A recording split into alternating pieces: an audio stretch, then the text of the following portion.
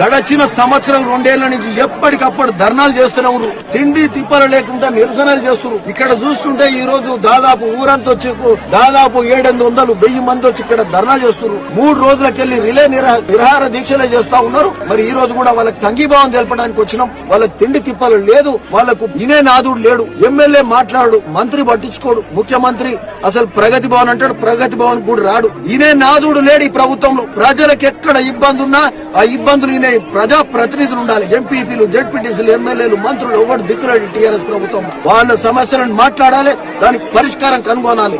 ఈ టీఆర్ఎస్ ప్రభుత్వం అప్రజాస్వామిక పాలన నడుస్తుంది. 7 ఏళ్ల నుంచి ఇబ్బంది పడుతూనే ఉన్నారు. ప్రతిపక్షంలో ఉన్నప్పుడు తిమ్మాపూర్ రైతుల కోసం ప్రతి కట్ట మీద బసాపురం ప్రాజెక్టు మీద ధర్నాలు చేసినాం. ధర్నాలు పాల్గొచ్చు, వాళ్ళ బాధలు తెలుసు, వాళ్ళ ఇబ్బందులు తెలుసు. కాబట్టి వారం చెల్లి కూడా అనుకుంటాం వివిధ కార్యక్రమాలు ఉంటే సమీక్ష హుస్నాబాద్, తిమ్మాపూర్, బసాపూర్ R&R ప్యాకేజ్ కింద ఇవన్నీ కూడా వసతులు ఎంత ఏమి లేవు, ఏ విధంగా తీసుకురావాలనే ఆలోచన చేసినాం. వీటన్నిటి కూడా సమగ్ర పరిష్కారం అనేది చూసినాం.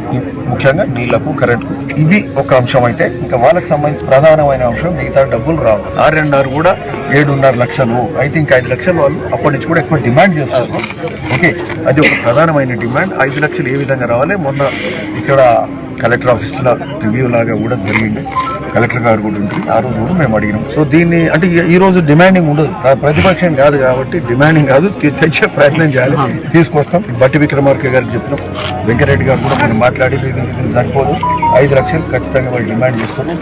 భువనగిరి నియోజకవర్గం మొత్తం కూడా సస్యశ్యామలం అవుతుంది అని కూడా ఈ సందర్భంగా చెప్తున్నాం. గన్పూర్ నుంచి ఇక్కడ ఇటు సిద్దిపేట దిక్కు, గన్పూర్ నుంచి గజ్వేల్ ఆ ప్రాంతం నుంచి అటు మల్లన్న సాగర్ నుంచి కిందికి పైప్ లైన్ ద్వారా ఒక 10 ఫీట్ల పైప్ లైన్ తోటి కిందికి నీళ్లు వచ్చే కార్యక్రమం జరుగుతుంది. ఈరోజు మన కాంగ్రెస్ ప్రభుత్వం ప్రజాపాలన రేవంత్ రెడ్డి గారు ప్రత్యేకమైన దృష్టి పెట్టి సీతక్క గారి ఆలోచన ప్రకారం మంచినీళ్ళు ఇచ్చే కార్యక్రమం ఈరోజు ఆ మిస్సింగ్ లింక్ 16 కిలోమీటర్లు 210 కోట్లతో చేసి ఇది మానవతా దృక్పథం. ఇది ముఖ్యమంత్రి గారి రేవంత్ రెడ్డి గారి దృక్పథం అని సందర్భంగా చెప్తున్నాం.